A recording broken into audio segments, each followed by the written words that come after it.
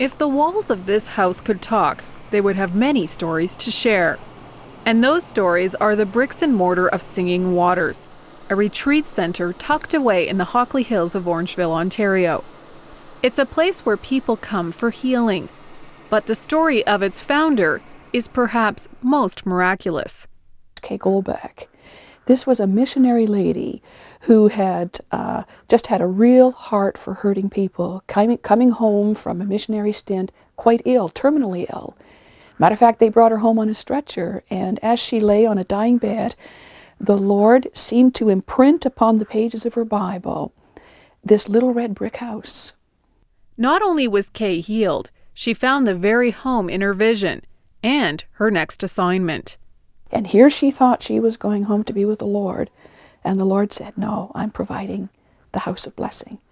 And Singing Waters became that house of blessing. She had no money. She came home with 2 little suitcases and literally on a stretcher, and the Lord would raise her up, and here Singing Waters is, completely by faith. But the Singing Waters vision lives on today through conferences, retreats, and a school. And if Director Donna Parachin's mail is any indication, it's catching on around the world. Every one of them will just represent a life that's been impacted in some way. All around the world. From all around the world. While this basket overflows with letters of gratitude, Parachin says she is the one most grateful. My background is a background of, tremendous abuse. I never ever heard the words as a child, I love you. I never ever had a safe arm wrap itself around me in safety. All I ever knew as a child personally was a lot of anger, a lot of abuse, a lot of deprivation in so many ways. And it left me with a tremendous deprivation within my heart. She was a teenage runaway living on the streets of Toronto when an elderly couple took her in. They didn't just show her hospitality, but love. When love reaches out, it's easy to respond to love. And I always like to say, love found me. That's Jesus. And we had the incredible opportunity to be received by people who were not even my family, weren't even my parents, but they loved me like I was their child. They parented us. That is the kindness of our Father. That is God. That is the good news. She and her husband Alex have devoted the rest of their life to sharing this good news.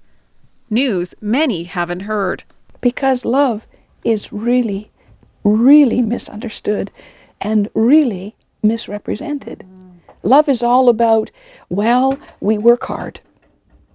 So we make very, very good servants, but we don't make good children. And the Father's called us to be children. But it's a message that can't just be taught, but experienced, which is why these students have set aside 61 days to come here. And then we do it again. The group is now in the final stretch. After all the training and healing they've encountered, they're in the creative phase, an outlet for them to express themselves. But in 8 days, it will be back to reality. And some realities are pretty harsh, especially for the handful of Inuit pastors and leaders here. The hardest issues that we're dealing with is suicide right now. Yes. Since we came down here in January up to today, we've had about 4 suicides. It's those kind of conditions that burned out Halingo and Lizzie from Nunavik. But underlying it all were their own unhealed wounds. I thought I was healed because I became a Christian. But then I started to learn that we had issues that stem from even our childhood and from our life experiences. And I knew that I needed healing especially because of schools that we were sent to. I knew I was saved and all that, but I didn't know that the Father wanted to love me like I was a little child, little girl. So here I've been learning that God just wants to love me, wants to show me what it's like to be your daddy's girl. Lizzie says it's that revelation that not only changed her life, but will affect her community when she goes back. So a lot of people always feel so unworthy they always think, well, I'm not good enough, and we know now what to tell them, that the Father God loves them just as they are, and they don't have to do anything to earn His love. In the way we did it before, we were just working, like Lizzie said, we were just working, we were trying to perform for the Father and being superhuman as ministers, and that did not work. I put some colors. Anna Kutu and her husband are church planters in East Germany. They were also on the verge of burnout before coming here. There are so many people that need the love of God, and that's the reason why we went there. We want to give the people the love of God. But first we have to receive it, and this is also a big part here, to receive the love of the Father. But can picking up a paintbrush really help? So far it's a lot of pain coming out, a lot of things what I just stuffed down. And now it starts slowly, I discover who I am. Art teacher Geraldine Buckley says it helps people get outside the box and discover things about themselves and God they didn't know. I think so often when you're in ministry, you can come to a point where you get stuck yourself. Creativity opens up the spirit so that pain can come out, so that God can come in a greater way. And of course, when God is in you and when God is at work, then everything changes.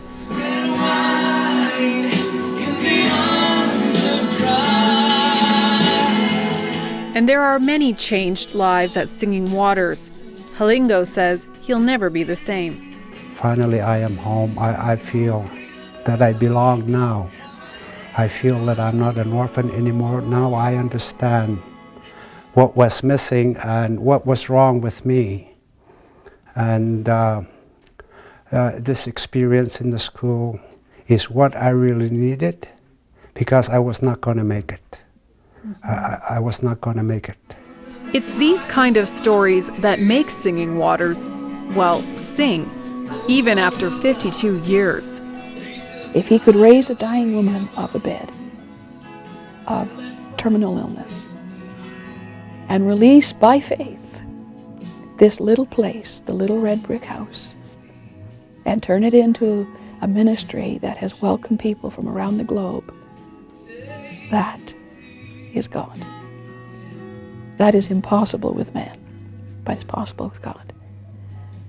And to me, the greatest privilege is to be able to take that message and say, we really have a Father who loves us, and show you that.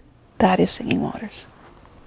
In Orangeville, Ontario, Denise, Lodde, 100 Huntley Street.